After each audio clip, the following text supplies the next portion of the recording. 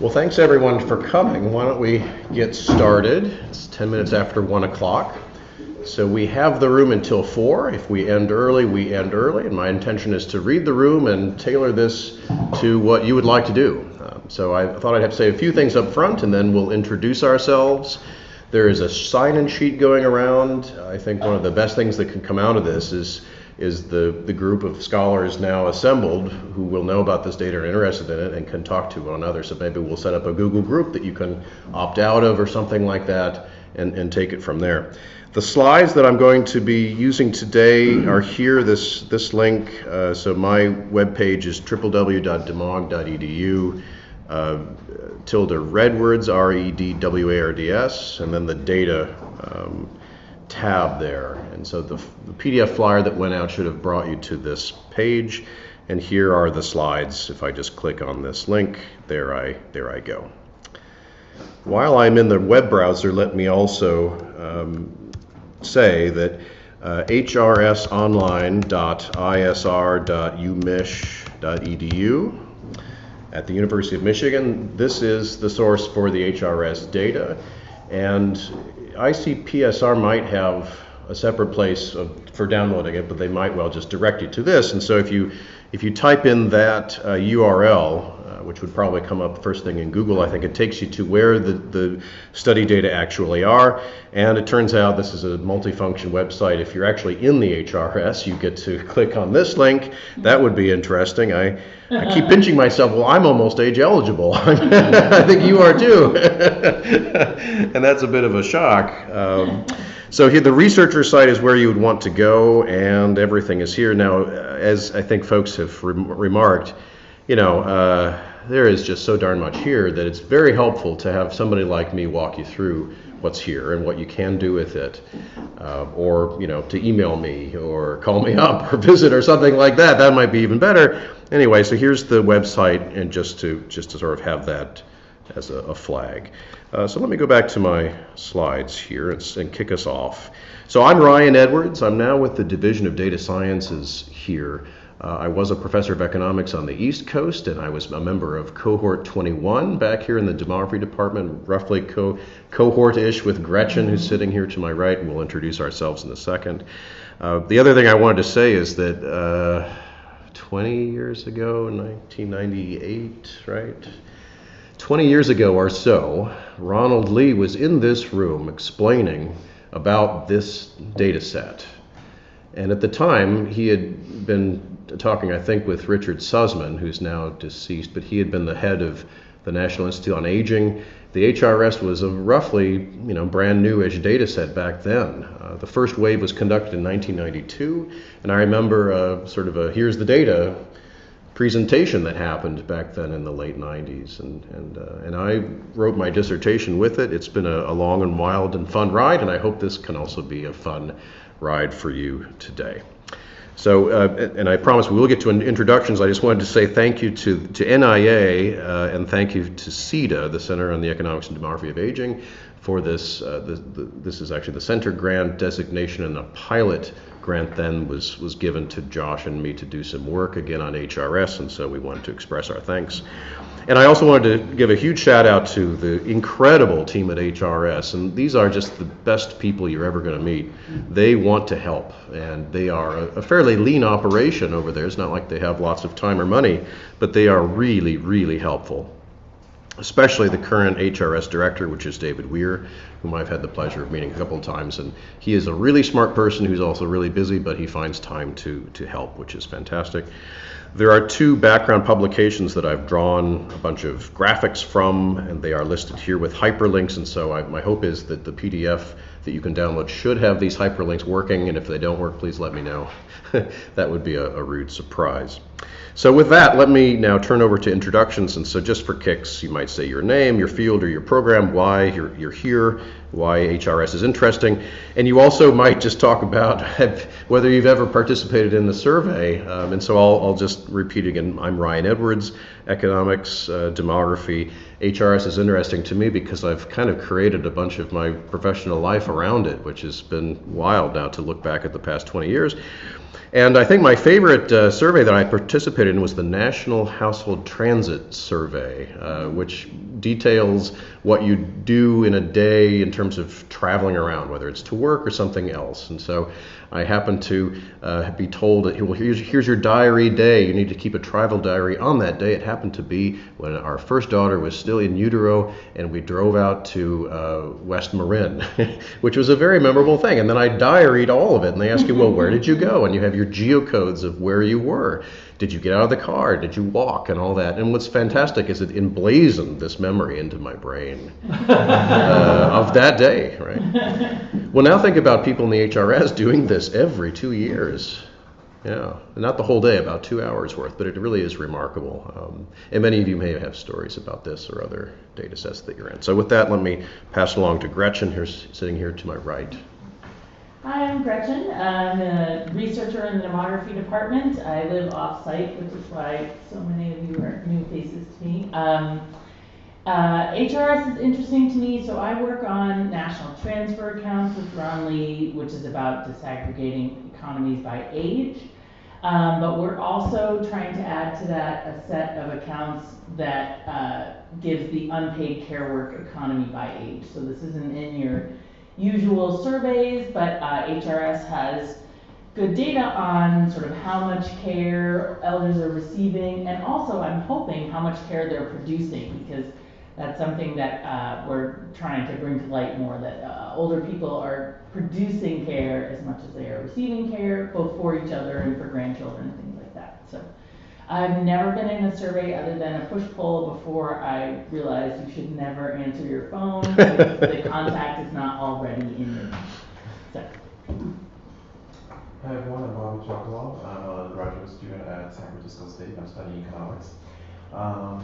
My research, what brought me here is my research. Right now I'm working on a project that studies the effect of New Deal era programs on the children of those who may have been employed by them, using the Wisconsin longitudinal survey. So this data is not directly related to that, but it's a similar type, so it captured my interest. And I have not been in any surveys that that I've participated in. I am sure that due to my social media, I have produced a lot of data for someone. I also do work with social media data, so believe me, you do produce a lot of data. Thank you.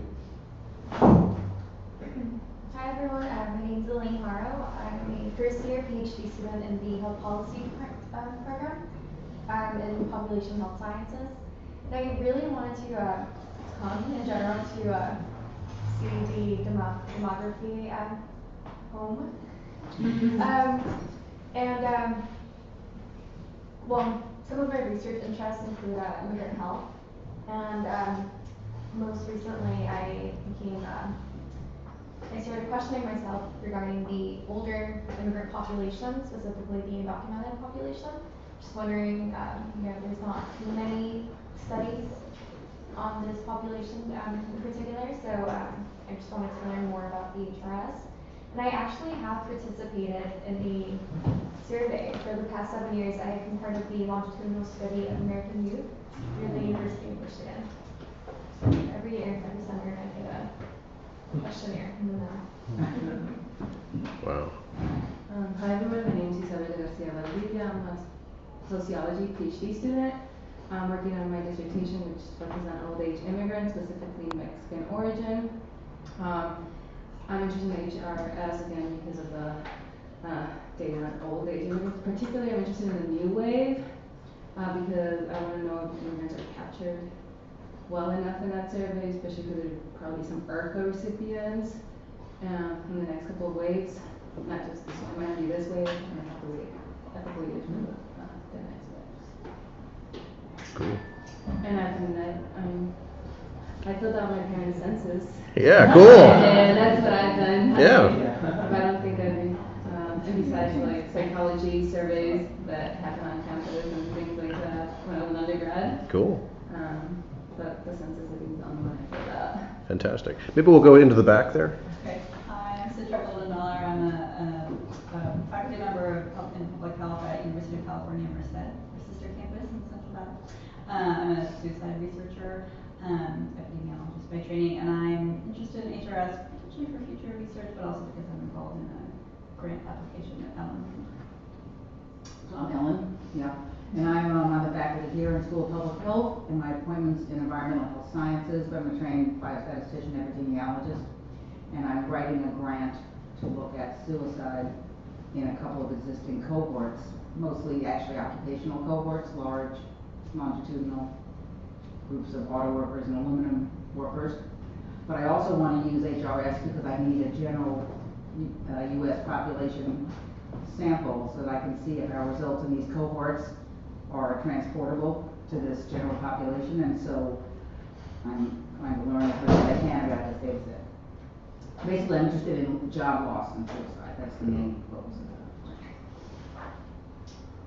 I'm Holly. I'm a doctoral student in epidemiology. I'm also working on said grant with Ellen. But more broadly, my dissertation is on women in the manufacturing workforce in the US and sort of elements of the workplace that may predispose female workers in particular to depression and anxiety. And we have this really, really rich occupational data because it's an occupational data set, but what we're missing, from that data set is anything about family structure, which for women in particular, I would really, really, really like to know about. So it's really exciting for me that HRS has both work and family characteristics in it, and the ability to study both of those simultaneously and how they inform one another is really, really, really exciting to me. I also took economic demography with you, Brian. Oh, cool. Awesome. That's wonderful. Yes. Hey, I'm Victoria. I'm like totally out of place here because I'm kind of starting a career transition, kind of like total career transition. So I'm just kind of here to like see what people do with social data science kind of stuff. And kind of get a feel for just in general because I was a pastry cook, so it's completely different. Cool. And I have not done anything. Hi, I'm Casey. I'm a first year PhD student in demography. I'm brand new to HRS, but I'm coming from Minnesota's Pop Center, so I'm always interested in learning new stuff about survey data. And I don't think I've personally ever participated in a survey. I'm Dennis. I'm a third year PhD student in demography here. I'm writing a paper on using the HRS data on stress coping mechanisms among the elderly spousal caregivers. Okay. So I just want to learn more about ways to wrangle the data. And the most remarkable survey, which is I've ever participated, was just the public opinion poll before the last election, presidential election. Yeah. You were in it? Yeah. Really? Who conducted it? No, sorry, I didn't read it. I just did it. Like as a participant. Yeah, you were in the study. Which It wasn't polling? Gallup. It was some other firm. Yeah. There were many coming Yes. out constantly all the time. Yeah. Yeah, that's cool. Yeah. It would be interesting to know which one it was and how wrong or right they were. I mean, there's been a lot of interesting post-mortem about all that. Anyway. I'm Carl. Carl Lowe. I'm a staff member in demography and Center on the Economics and Demography of Aging, and sort of help facilitate things from time to time. I work on the human mortality database. Mortality is sort of my thing. I once tried using HRS, once tried helping an undergraduate with her senior thesis using HRS. And we first tried using the RAND data version, which I think is what Ryan will be talking about. But this woman was interested in complex household structure, so the RAND really didn't address our issue, and we contacted the helpful people at Michigan, and the response was, "Oh, that's a really hard question." Yes, it is. So always start with something simple first that you can sink your teeth into before going into really hard. I felt really bad. I couldn't help her with HRS. Yeah. I participated in, I didn't participate in NSF survey. I think it was follow-up from demography Yeah, folks. just the, And I tried to take it online, and we did this back and forth, and I finally filled out, I got a hold of the physical survey, and I filled it out, and then I could never turn it in. So it was a failed response, not my fault. Yeah. I had forgotten about this. Yeah. Like people who finished The PhD. doctoral studies, Yeah, survey yeah. of doctoral recipients or something Yes. like that, the SDR, yeah. No, that's interesting. I'm irritated because I'm sure I'm flagged as a non-respondent Yeah. in the database. You would like a different flag. I would like a different flag. Well, this is fantastic. There are some common threads we probably all had noticed. Well, one of them is family structure. Another one is immigration status, and those are both measured in HRS. The family status or family structure one is indeed rather challenging. I think there have been some inroads made over the last decade to try to improve that. Immigration status is measured. We don't have second generation status, which is a big problem. The unauthorized, it's sort of been the hot thing over the last decade to actually impute that, and so I don't know whether folks have ever tried to do that in HRS.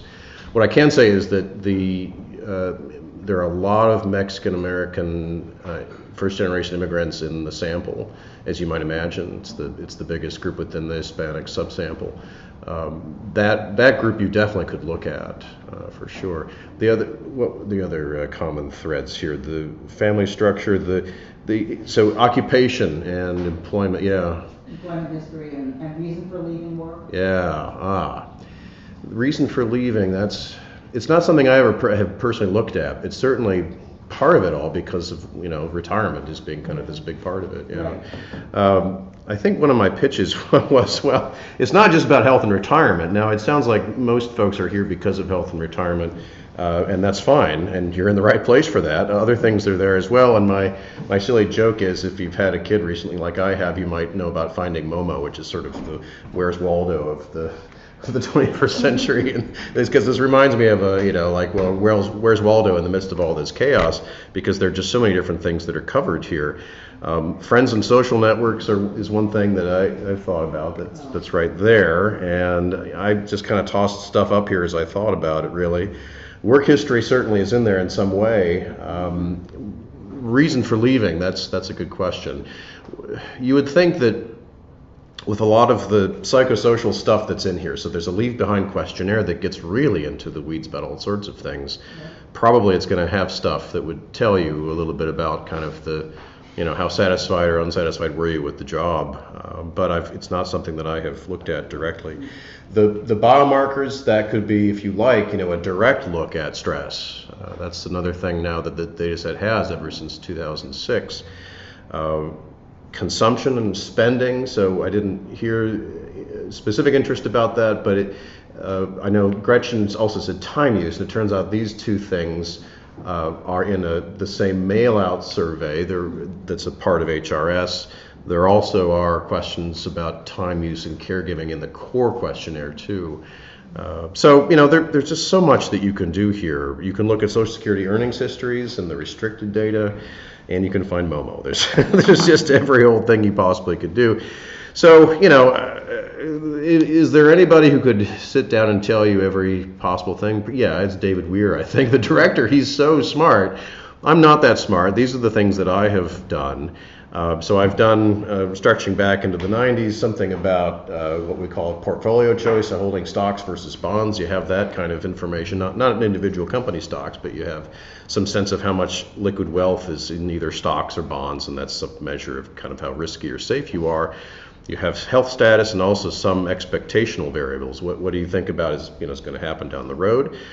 Military service, I had several papers that looked at that sort of thing, and what's interesting about that is that you can kind of get a life cycle view, and there are other ways in the data set to get life cycle views of things. Biomarker collection started in 2006, and so one thing I did was to look at the advent of this and think about whether it it contributed new information. And it did for some people. It's not a huge issue. Probably the bigger issue there, just to be aware of, is in order to collect biomarkers, so it's blood composition and blood pressure, the physical measures also, you have to be visited in person. And so that's probably the most sort of first order effect right there, is that, you know, mode of entry matters. If you're on the telephone, that's different from being in person. And that was kind of one of the big punchlines there. Most recently, so Josh Goldstein and I looked at the Hispanic first name, and the how Hispanic your name is, you can measure relative to the rest of the data set, and that's what we did. The first name is not in the data set, of course. We had to get special access for that, but they did it. I mean, HRS is amazing. They let us do this. And it turns out that how Hispanic your first name is seems to matter differently for foreign-born versus native-born Hispanics. As soon as I say that, you're like, oh, of course it does. But you know, it's the same measure, and it turns out that it seems to pick up different things depending on whether you're a foreign or a native-born Hispanic. Socioeconomic gradients in health among Hispanics. The story there is that if you look at the sending countries where U.S. Hispanics and their descendants may have come from, you often see a very different socioeconomic gradient. It's usually flatter. Luis Rosero Bixby and Will Dow, I think, have research that suggests it's that the least well off are not as least well off in those countries, that it's kind of a raising the lowest of the low up, and that seems also to be the case in this country as well. So I'm talking a lot here, and let me just say that one of the other things to think about is, well, why use the HRS? Part of it is the question and the coverage. Part of it is this panel nature of the data set, that you get a view of people over time, which isn't impossible to find, especially in social media data like we were looking at the brown bag on Wednesday. A lot of times there, that stuff is repeated observations of individuals. It's rare to have something that is this rich. HRS is a very, very rich data set where people contribute 2 hours of survey time, and you get these repeated observations of individuals who probably are paid money to do this. So that would be my guess. That would be the question I'd have, is why do these people keep doing this? And it's somewhat, I think, to some extent, it could be a generational thing. That it's kind of like, why do people vote, right? And you see this in the yeah. I was just actually looking at one thing about response rates recently online, and it looked like the response rates were lower in the more recent cohorts. Do you know if that's true? Yeah, I've got a slide that I borrowed from their work here. So, sorry to jump the gun. These are different birth cohorts. The original HRS cohort is actually younger than the AHEAD cohort. The children of the Depression age, or CODA, the war babies, WB, then were younger than these children of the Depression era who were born before the World War II, and early baby boomers, EBB. And so how to look at this, I think it would be the wave one is kind of the response rate out of the drawn sample, and apparently, I mean, this is kind of interesting to me. My parents were war babies, so I think it was Ron Lee, right? Born in 41, I believe. 41. Yeah, and so that would be him. And it looks to me like this is a little bit lower than here. I believe what happens here is the story, once you're in the survey, but only 70% of them were, what's then your response rate in each of the following waves, having actually conditional on being there. So I'm not sure it's monotonic. Yeah. I think the punchline they emphasized here was that it was fairly high, actually. Yeah. Compared Isn't there to another row? Isn't there a... I wish there were, not in this graphic. Let me show you. Yeah, and it's cool because I like this, that we should be jumping around and answering the questions that you have. So what does this show us? This shows us the different colors are these different cohorts. The HRS cohort, born 1931 and 1941. Again, sorry for the size of the text here, but it's in the slides if you want to look at them in the PDF.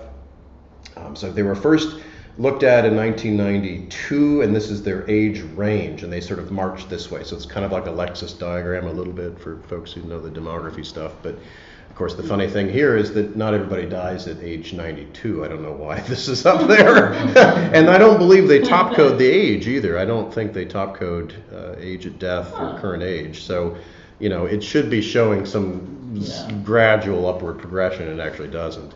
What this is saying, though, is that, so here are the new cohorts that have been introduced. So the war babies, and it looks like, unfortunately, this is very hard to see the distinction. Here are the early baby boomers. And let me think. So Josh is what, I think he's maybe a late baby boomer. So I was born in the 70s, so I'm not in here yet. But so here's the late baby boomer cohort, first interviewed here in 2016. So there are these different birth cohorts that keep getting asked to participate, and I think that's probably true that you might see some difference in the participation rates. But and getting back to the polling stuff, right? One thing we really do know is that civic engagement is strongly related to age. I mean, sure, the birth cohort is, of course, it's important. Then there's this age-old thing. Well, what's most important is the time or the age or the cohort effect, and I guess I'm inclined to believe that age is a big deal because you're older, you are wiser, you have a little bit more time, and you believe in things like this. And also HRS, I think, probably tries to explain exactly why it's good to participate in HRS. I mean, they certainly do a very good job, I would say, to us, to researchers. So the other punchline here is that HRS is rather unique. Unlike WLS, which is a great survey, it was just more or less one birth cohort. I mean, depending on how you define it, say 5 years or so of birth cohorts, people who graduated high school, I think, in Wisconsin in a particular sort of 2 or 3 year period or something. Most of the longitudinal surveys you'll see look like that. So like the Ad Health study is similar. It's probably about 10 years of birth years. The NLSY is also, there are different sort of iterations of it, but they always take sort of a clump and then follow that clump forward. HRS is really rather unique that it keeps grabbing new clumps and somehow incentivizing the clumps to go along with it.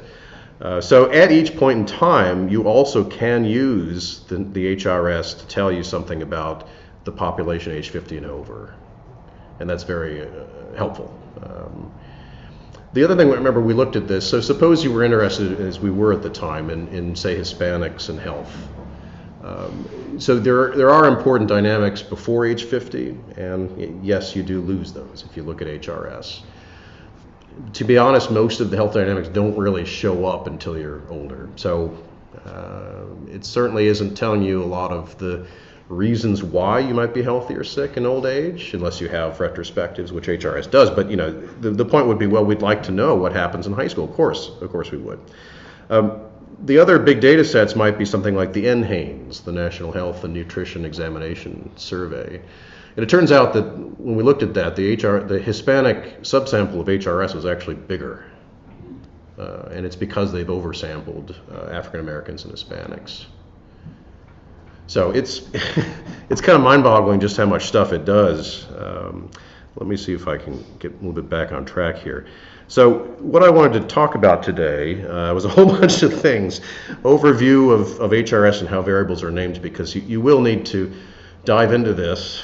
And it's for the big kids. It's tough. I think Dennis had mentioned this. It was very hard getting started in this stuff. I remember it, and Dennis said it's hard doing this. It is. So I thought I would spend some time there. That said, I think if you got to get out of here soon, and there's a question you want to know, I think all of us would agree, well, we'll get to that. So you could just ask your question if you need to leave and don't want to see the whole shebang about the variable naming conventions and how you kind of work with the actual data.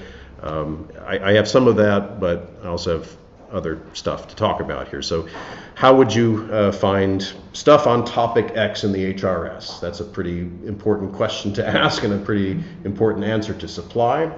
I'll talk about the contents and the scope, some practical tips working with the variables. I have a little bit to say about statistical languages. I think we'll cut that if need be, because it's a little bit out there really. And I work in Stata.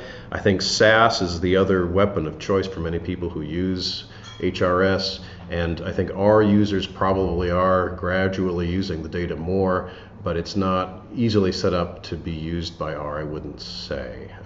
So I'm going to use Stata. I hope it'll be It's nothing super fancy, so clear enough to kind of be broadly useful.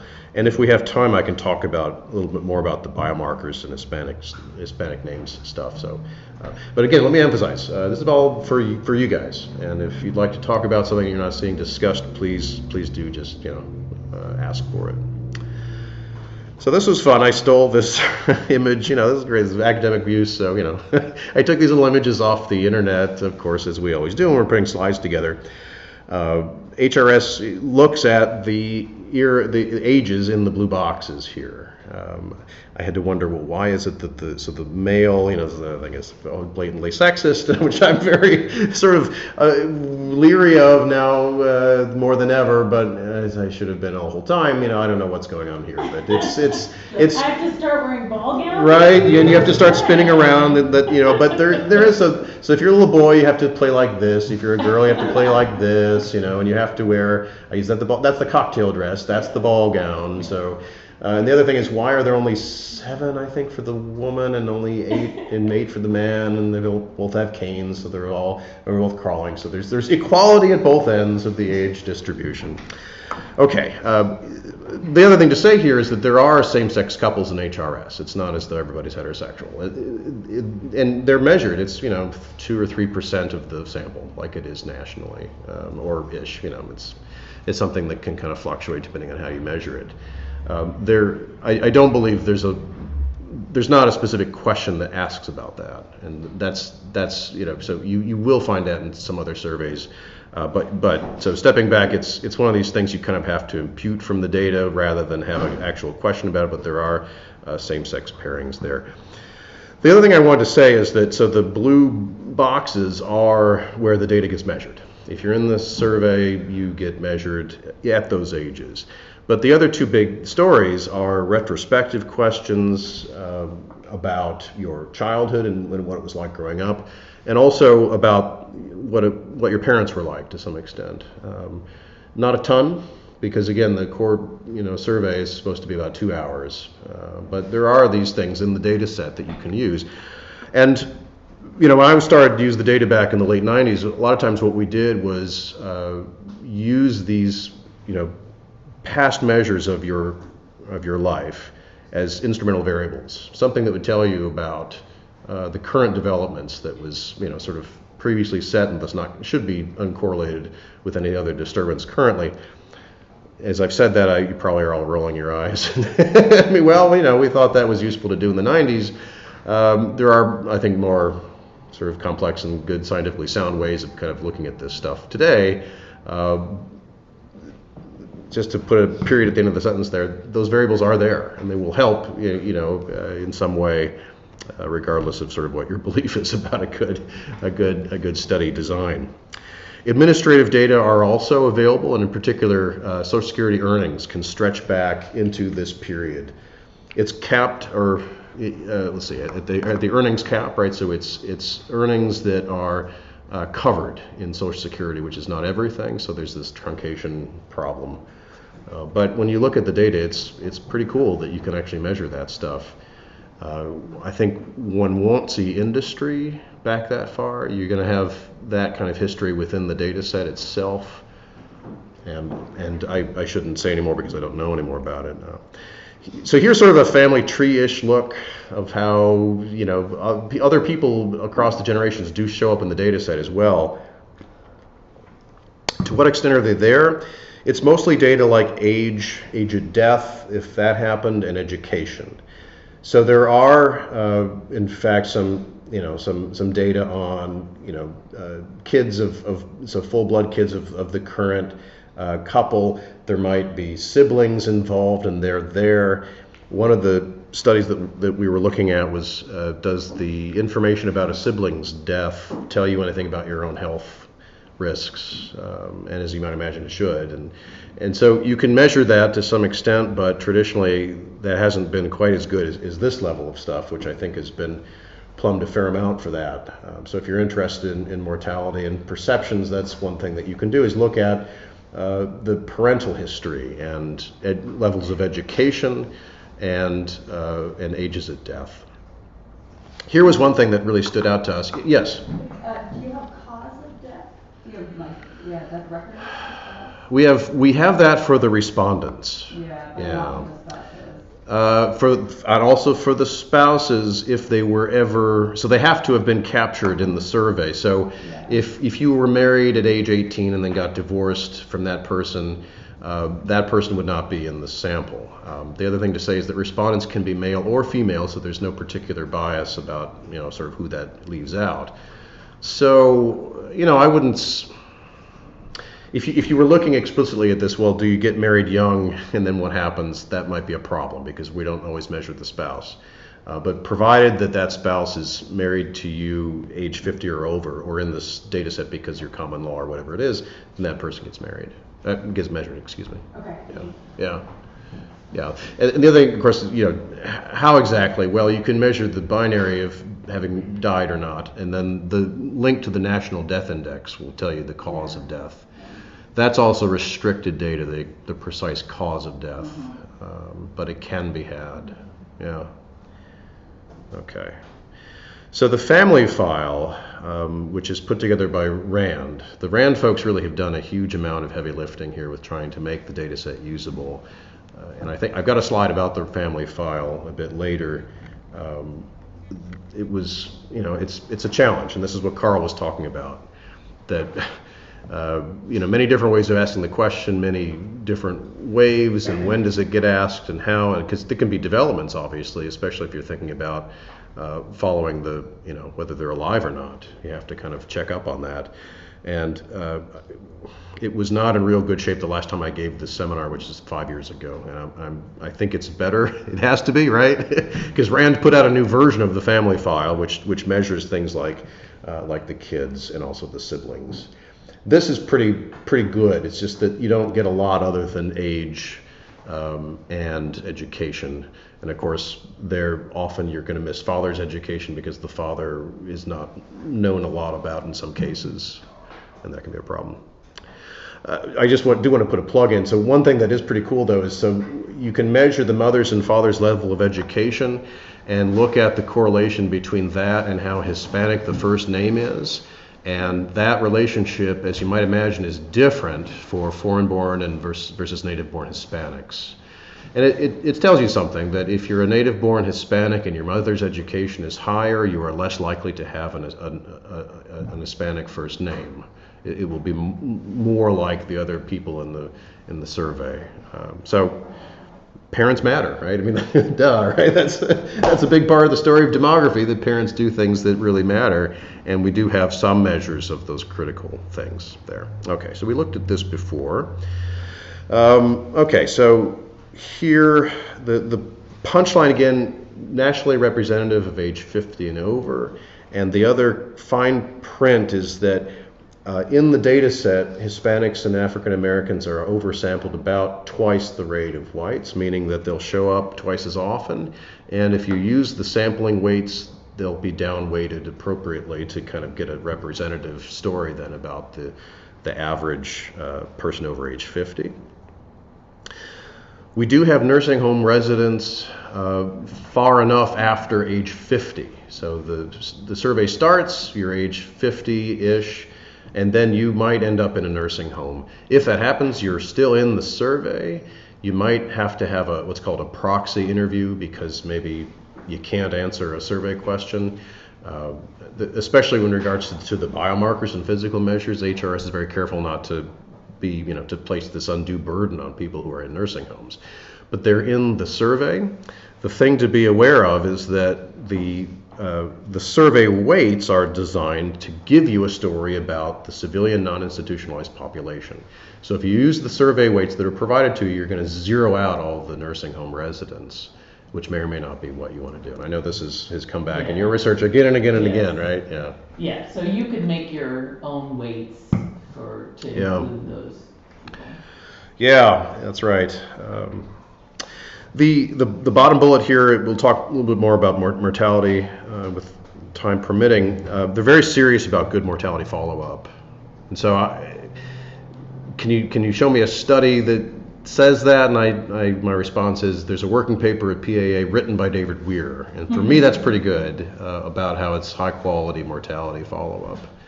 I wish it were something in, American Journal of Public Health or something like that, but it's not.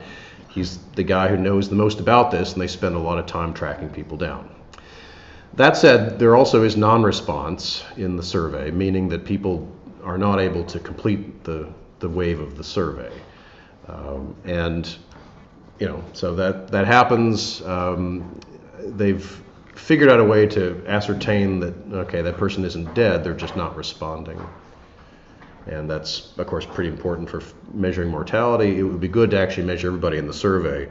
That doesn't always happen. They do get a pretty high response rate, but it's not universally high, and so that's that slide we saw earlier. So here's a story about mortality then. There are links to the National Death Index which give you all of those underlying stories.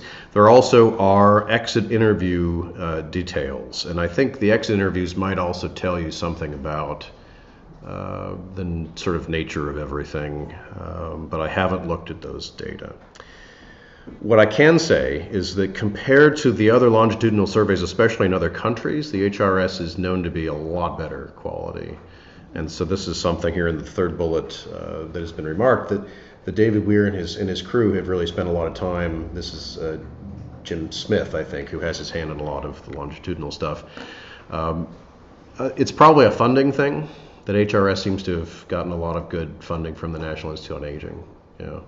But even if somebody drops out of the study, you could find their mortality information now, right? That's right, and they do that. So the official way of doing it would be the NDI, so with Social Security number match or something like that, and they do that, and they also do, let's follow up, let's try to find the family and call them, and if they've moved, try to locate them. And so I have no idea what their budget looks like, but it seems to me like this is a pretty big part of it, really. Well, the mortality part probably the least expensive part, right? Yeah, it might be, yeah. Because probably you would have to, if there's non-response, I don't know when they give up, but there are face-to-face interviews, and of course to get that person to go out there and actually capture the respondent. It's a horrible way of putting it. Yeah. The 8,000 deaths you have in the last bullet, is that for all cohorts? Is that current?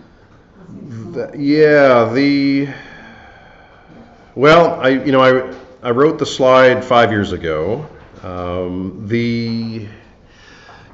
guess looking back at this, it does, I guess, seem a little small, but what's happening is the survey keeps getting younger people added to it. Do you know David Rakoff? Yeah, David Rakoff, yeah. So David just estimated for me, because I needed to know this information about mortality, that there were 14,000 deaths. Okay. In the cohort, and he actually also estimated how many were due to suicide and the causes that we're interested in. Great. And I don't quite know how he. I would take David's work over this. I think this is David Weir. I probably had quoted this. I apologize for not being clear about this. So he wrote this paper for PA in 2010, and so this is through 2006. Yeah, I apologize. Yeah, David's fantastic. David Rakoff is down at the School of Medicine at Stanford and has done a lot of work with HRS. And he's also a wonderful person who will answer emails and be very helpful as well. And so I'll just surreptitiously add him to that list that we're having go around.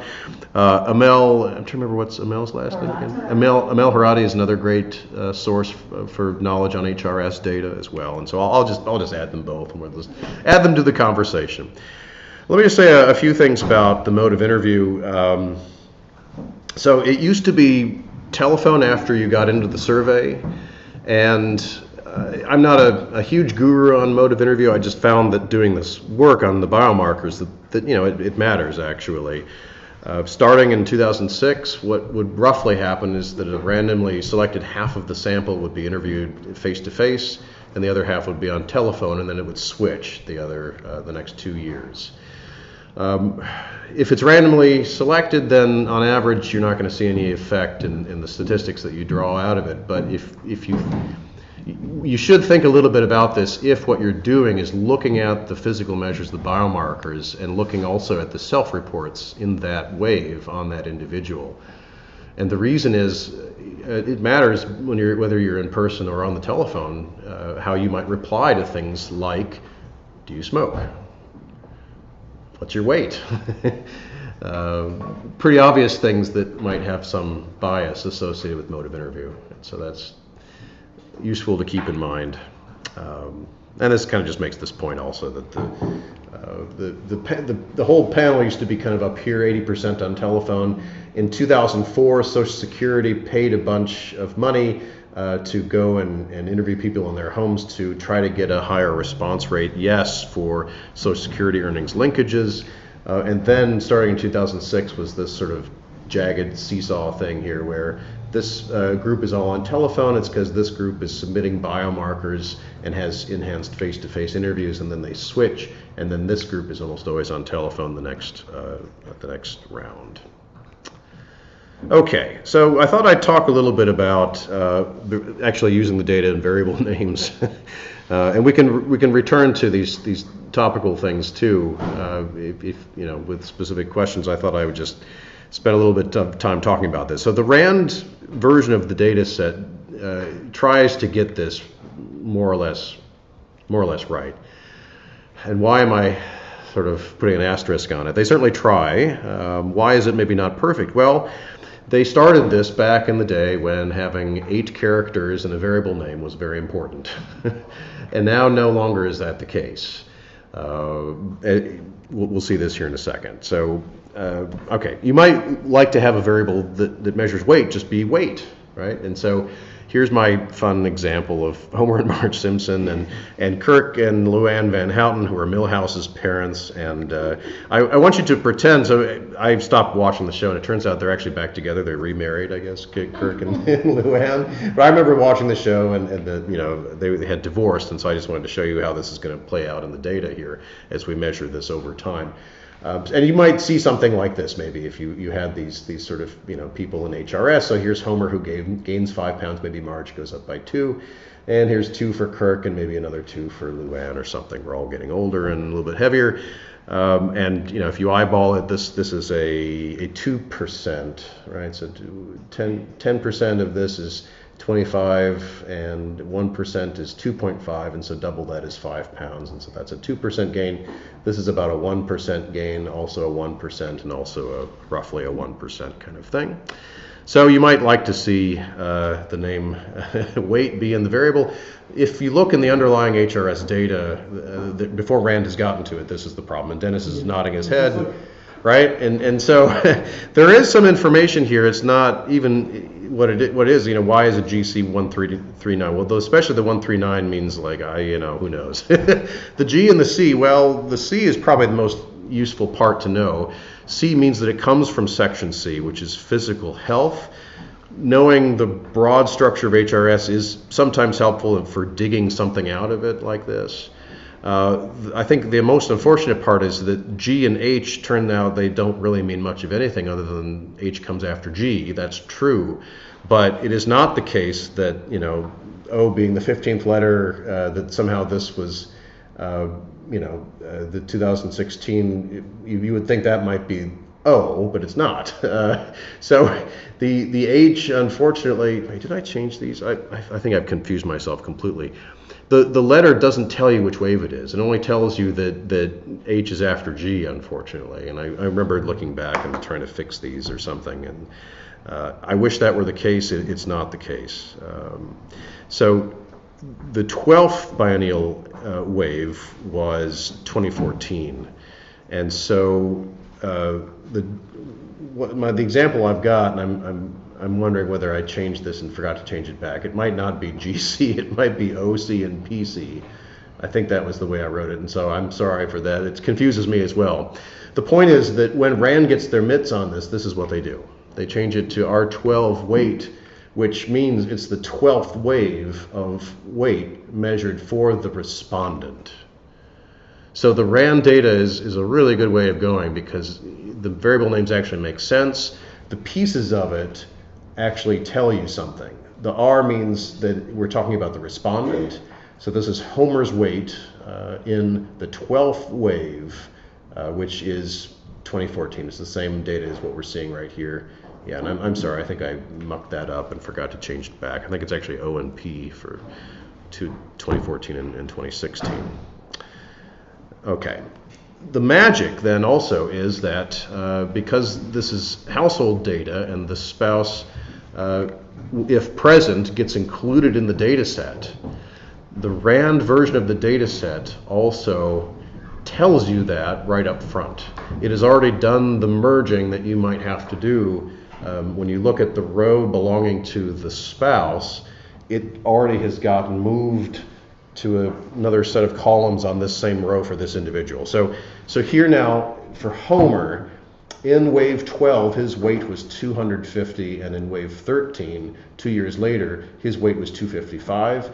His spouse's weight in wave 12 was 180. That's because Marge is down here, and her weight in wave 12 was 180. So it gets put over here on this row of the data set already. Yeah.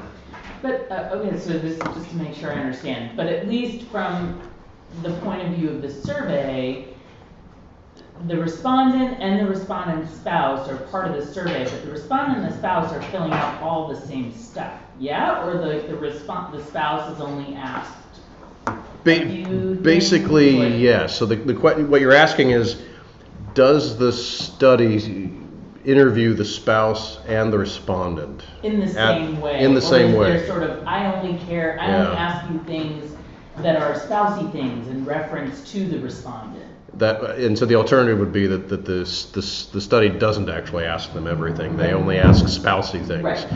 It's more the former, okay. But there are ways in which it can be the latter. And the reason is there are some things you want to measure that are in fact household level things, like assets. That's kind of the household wealth is kind of the most obvious.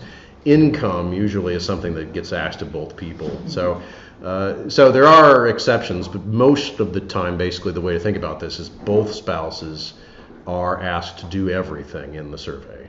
And not to confuse like weights and weights, but yeah. So like, and survey weights you're going to get a survey weight for the spouse, just like you get a yes. survey weight for the respondent. It's not going to be like 0 like the nursing home.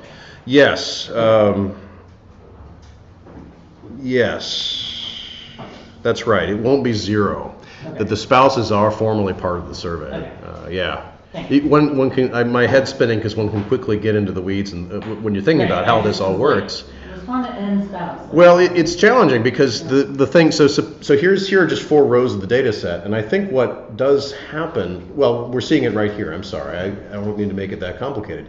The data set includes Marge here. Here's her data, and it also includes it over here. Mm-hmm. But the way you might want to think about it is, well, what is the nationally representative weight in wave 12? And the answer would come out of using this entire column where she exists. So just be careful you don't want to then also use this one, which basically duplicates all that except where it doesn't. Yeah. But right, so some people aren't spoused up, you could say. So if you use, the respondent variable and then the weight, you're going to find that Marge has a non-zero weight, survey weight, and her data shows up as it should and affects all this. Yeah. Thank you. Okay. Yeah. I'm not sure if you covered this, maybe I missed it, but let's say in a case where one of the spouses is much younger than the other, does it still include their data in there? Yes, that's a really good question. So suppose you got a really young spouse. Does he or she show up in there also? And the answer is yes. And so, in fact, it isn't just age 50 and over. It can be, there are people in there as young as 20s. And it's probably, although not guaranteed to be second marriages or, whatever it is or something like that. But there are young men and young women in this survey as respondents. I think, then when you pull the tab on, well, suppose you want to know the average weight of people over age 50, those people get a 0 survey weight then, right? So they'll be zeroed out, yeah. Let me just hit the pause button and welcome our new participant. Would you like to just introduce yourself and say a few things? Hi everybody, my name is Pierre Chitkin. I am a PhD candidate in the graduate school of education and a graduate of the School of Information. I got my master's in 2009, and my advisor is Professor Mahir. So I'm just coming back from a pre-doctoral fellowship year at MIT last year, working on planning my study, which is still in the IRB review. And I just got cycle 4 comments, which are very heavy on the statistical model of my study. So I realized I need to get beyond the qualitative methods and get more on the side of it. Great, welcome. And I'm sorry, I missed your name? Pierre. Pierre. Wonderful. Well, thanks. So we do have a good variety of interests here. There was sort of a modal interests around family structure and immigration status, which I've spoken a little bit about, I guess, but at this point we were just kind of talking about the structure of the data set, because it can be a bit on the intimidating side just to start with it, and so that's where we left off here. But the rules are, if you've got a question about the content of the data set, please just ask it. That's, the motivation here was to set us up. Oh, and also there is a sign-in sheet, if you wouldn't mind. I think it's in the middle of the table. If you'd like to add your name to it, the intention was to just kind of try to create this group, and it's maybe as a Google group, we can continue the conversation, online afterward, just sharing thoughts on how to do various things and interests in this and other data sets. Okay, so I just wanted to say a few more things about this deal here. So the RAND data set is great because of the naming conventions. A variable like weight actually looks like weight. It's not recorded as something crazy. And then the other thing is that you might also then want to use the spouse information that's on the same row of the data set in a very convenient way. Okay, I guess I should have just pointed out. So here's the thing, right? So they're divorced. In the show, they actually got back together, but let's suppose they're still divorced. And so back to the previous slide, the point is that this would actually be a missing value. Stata codes it as .u, which must mean unappropriate, I don't know, unavailable. I guess that must be what it is. So Stata and SAS do special things sometimes for these missing data codes. They will operate as you might expect, and one of the big questions that if you use R or Python or something other than that is to be careful about what it does to missing values. But my guess would be that if you, and we're getting to this, if you input these data, which are distributed in either Stata or SAS or SPSS format, into something like R probably will figure it out correctly. But so Carl's not sure, and I'm not sure either. That's kind of the thing. It's one of those dicey things that is good to kind of keep a tab on. Are these missing values actually showing up as missing or not?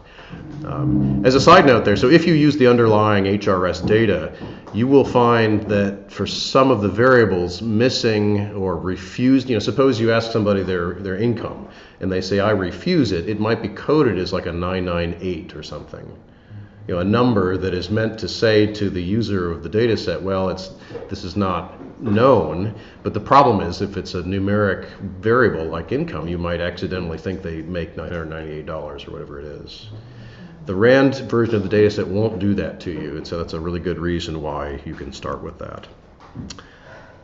Okay, so marriage, so why would you care about this? Well, suppose you thought about a model in which the spousal variable mattered. It can just quickly show up for you then as another X variable, because going back to the previous slide, if it's just another column in the data set, you have it ready to go. You don't have to do all the gymnastics of rearranging everything. It's just ready, it's another X variable listed on the same row, which is really, really nice. So obvious ways, household income is just a linear sum, obviously, so beta is equal to 1. If you wanted to run that regression, it's a pretty uninformative one to run. But the other things that you might want to be looking at are things like, well, suppose you think about exercise behavior here on the left-hand side, and you might believe that it's a function of right-hand side variables that are your own, but also things that pick up your spouse's influence on you in some way. And so that's, I think, one of the very strong suits of the data set, that it can inform these issues. Does household structure matter? Well, of course it does. Well, how? And does it matter differently for, say, highly educated households versus less educated households? And you can test that in HRS. Okay, a few more things to kind of set the table up for success with working with the microdata are these. How do you identify people? They don't have names, right? They're not Homer Simpson and Marge Simpson in the data set. They never will be when you look at these de-identified data. And so how does one proceed? They're given these household and person number codes, which then get concatenated into a unique HHIDPN, or household person number concatenation ID, which is the same throughout all history in the survey. You might say, well, what happens if within a household ID you have a split, a divorce, and a new spouse comes in, and the answer is this has 3 digits, so as long as you don't marry more than 999 people, you should be okay.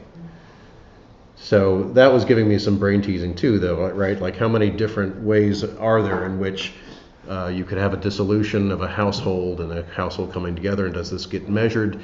And I think they have thought about this, and I think they get it right. And I was looking at the microdata and actually trying to track this. That, you know, there is a fair amount of divorce in here, as you might imagine, and it's not everybody, but this appears to track it well. So if you're looking at a particular household, you know, HHIDPN, it's a person, and the fact is that, you know, Kirk Van Houten wasn't married to Luann for a while because they got divorced, and we're pretending they still weren't. And so you just need to kind of think about, are the variables I'm interested in, are they going to be changing in some destructive way for my research because of the household structure? If you're looking at things like wealth or home ownership, that would be a pretty obvious red flag that you need to think a little bit about it. Okay, so the coding thing, you can kind of do either one of these two. You can actually concatenate the strings with the plus sign. If they're stored as strings, if they're stored as numbers, this is what you might want to do. Multiply this by 1,000, which I'm sorry, this gets multiplied by 1,000. I'm sorry, let me just fix that. I'm sorry. It's HHID that gets multiplied by 1,000 and added to PN, and that's how this shows up there. This is what happens when you just got your daughter bathed and into bed, and you're trying to finish your slides late at night. So that's how that works. Another tip too, if you're programming on this, because these tend to get pretty long and squirrely, be advised that the precision of this data structure that's storing this identifier is important. And that's happened to me before, and it's been bad. So how do you check that? What I would do is try to use stuff the way you think you're doing it, and, you know, because why would you need to do this? Well, you might need to link in other information, other variables to an individual using a different data set. And so how would you check to see that you did it right? What I would do is run, you know, counts and means and try to make sure that stuff didn't get lost. Because if you run into a precision problem, it'll decide that this number and this number are the same, for example, even though they're different by 10 units, and it will drop one of them or something like that, and so you'll lose observations. It doesn't happen that common, but that's an often sort of a programming bugaboo that I've run into. Okay, so the way the data are set up here, and now let me introduce a couple of other variables, is like it's like a data frame, you might call it. It's a matrix. Here's our ID along maybe the left-hand side might be nice. Here's 2 measures of weight, 2 columns there.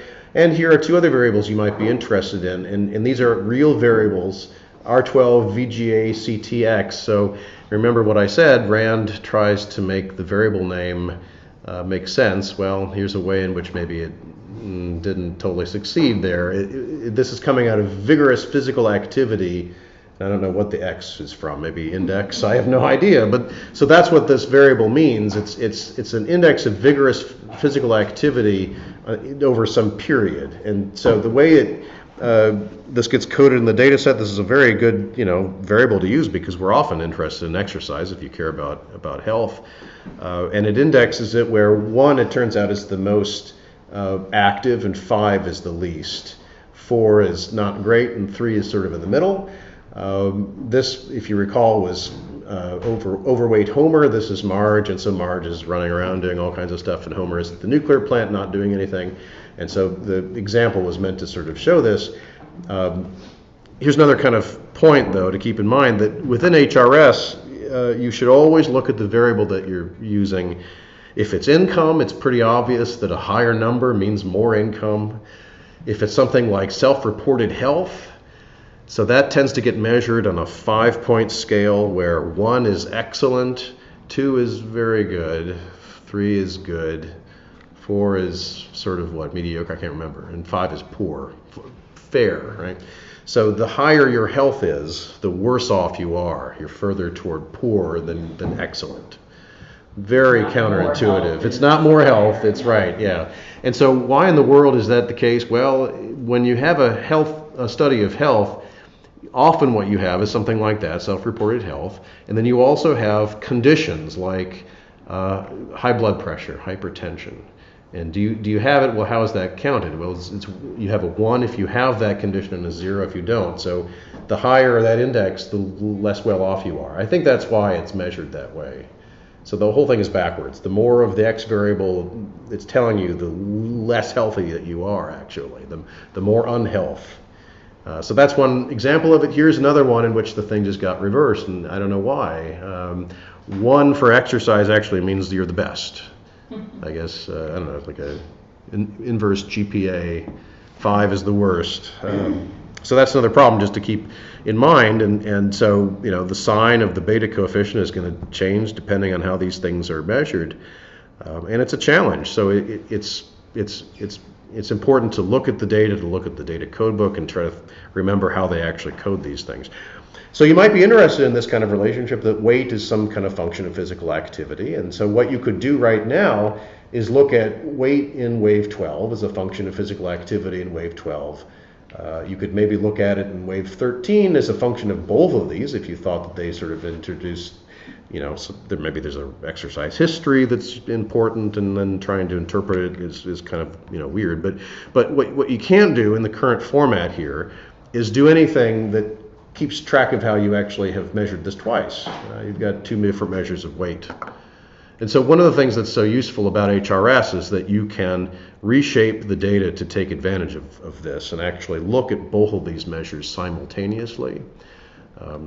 So one pitch here is that, well, there's more measures, you're sort of better off, in a statistical sense, if you've got more measures of something that you care about.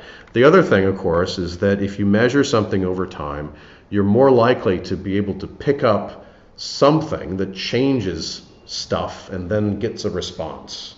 And that's, of course, the ideal in the study design world, right, is that you have people that are observed doing something, and then something happens, and then stuff emerges, and hopefully it's a good thing that happens. And of course, in the interests of many of the folks in the room, maybe it's employment turbulence or something like that could be very bad that happens, and then you get to see what emerges rather than kind of get just a snapshot of those who are well off and those who are not well off, and you might not really know exactly what's causing that, right? That there's a bunch of stuff all kind of happening at the same time in that picture. So how do you proceed? You stack or you reshape long. What this is showing is, here is our data set from the previous slide up at the top.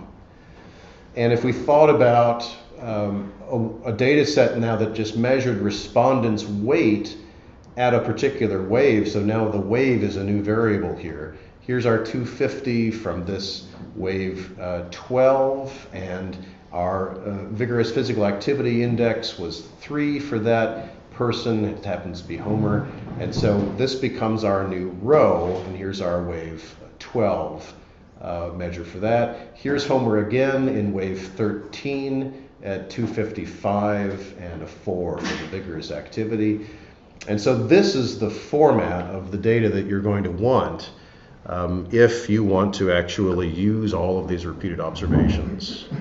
And it's also the format that you'd want if you'd want to run some sort of event study where you're looking at changes in these critical, here's our X variable, here it's the activity, vigorous activity, and here's our Y variable. So the RAND file it doesn't come out of the box looking like this, but there are quick ways of getting it set up to do that. And it's a very powerful thing to be doing if that's your cup of tea. You don't just have to look at a cross section, you can also look at information in the panel. Okay.